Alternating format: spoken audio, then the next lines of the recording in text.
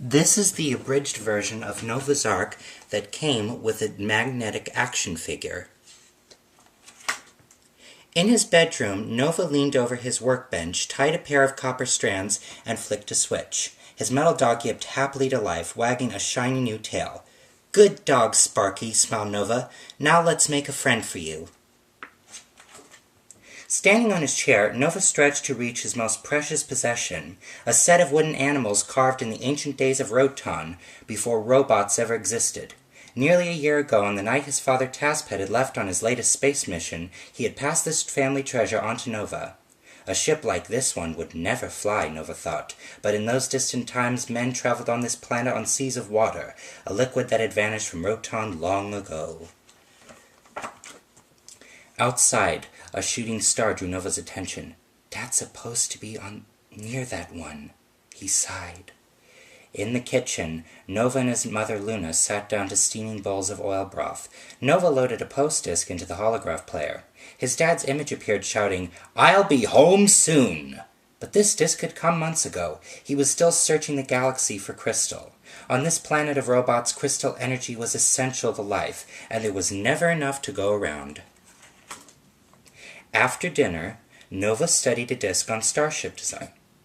It wasn't meant for little boys still, he knew it by heart.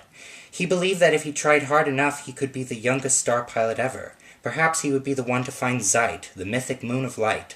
In 1,000 bedtime stories, his dad had told him of this magical hidden sphere, a source of energy abundant enough to fuel Rotan forever.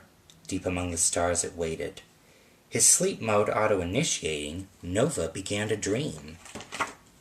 Eyes flickering, Nova sprang from his sleep platform. This was the day he had anticipated for months, the class field trip to Axion, Rotan's greatest space center. At school, Nova showed off the models of starships he had built. If only class could be like this every day. The Space Center was the most glorious place Nova had ever seen. All around him strange and beautiful ships blasted off to exotic worlds. When it was his turn to sit behind the console of a real Glax cruiser, his teacher, Mrs. Vedek, laughed. "That's the proper place for you, Nova. Exploration is in your wiring." On the roof of the Space Center, Nova squirmed uncomfortably. Just below, the nose of the Glax cruiser poked temptingly over its launch pad. "What's the harm in another look?" he thought, slipping quietly out of line. The hangar was empty when Nova stepped through the hatch of the Glax cruiser. "Just like my dad," he whispered. His teacher's words echoed in his head. "Exploration is in your wiring." Panel lights flickered, leading his eye to a luminous red lever. Nova stared, knowing very well that he shouldn't touch it. But almost involuntarily, his hand pulled the lever firmly down. Nova was thrown to the floor as the spaceship roared to life. His planet shrank to a speck as the cruiser rocketed away. Lost and alone, he drifted among the stars. As weeks passed, Nova realized that he might never be found.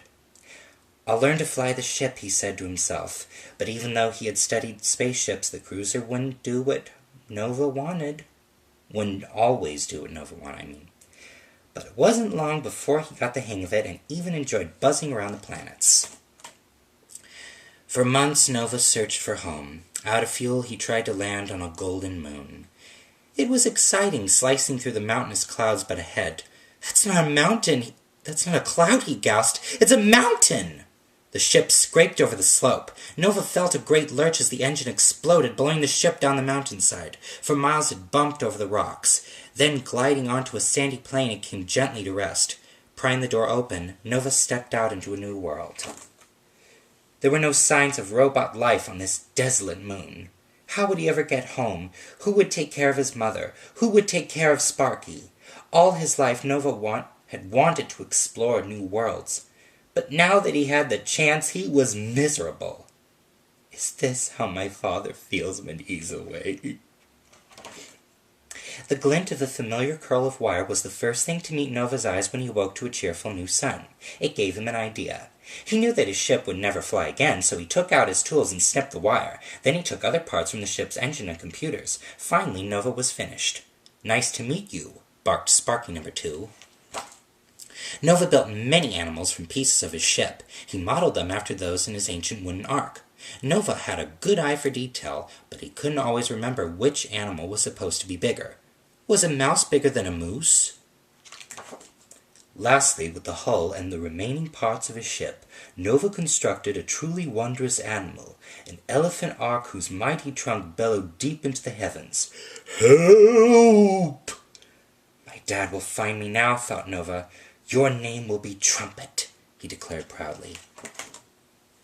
That night Nova dreamt of a shooting star. He awoke to see a pillar of smoke drifting across the horizon. The shooting star, he thought. He directed Trumpet toward the smoke. A fallen spaceship, cried Nova. The pilot lay in pieces. Dad! Tasbett struggled to consciousness. Nova, I thought I'd never find you. Then the light left his eyes. Nova couldn't revive his father. Exhausted, he sobbed in despair. His animals stood around him. Trumpet broke the silence. My trunk is like an arm. If it would help your father, take any part you need. I'd like him to have my tail, said Sparky number 2. Each animal gave of himself. Inspired by their sacrifice, Nova gave the greatest gift of all, a vow from his very heart. Their generosity was reward. I feel like a new robot, said Tasbett, leaping to his kangaroo feet and swishing his shiny new tail. He looked down at the strange and wonderful body Nova had built for him.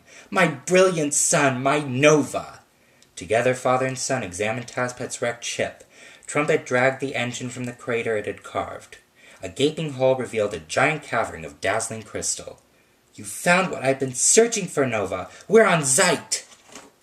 Nova and his animals attached the engine to Trumpet's belly and loaded his fuel tank with radiant Zeit crystals. Time to head home, smiled Tasbett. Back on Roton, Nova was a hero. There was enough Zeit crystal to power their world forever. Luna was overjoyed. Her husband and son were home for good. Tasbett was happy to give up searching the galaxies for energy. It was a very lonely job, he said. So from then on, when Nova's father traveled to exotic planets, the whole family came along.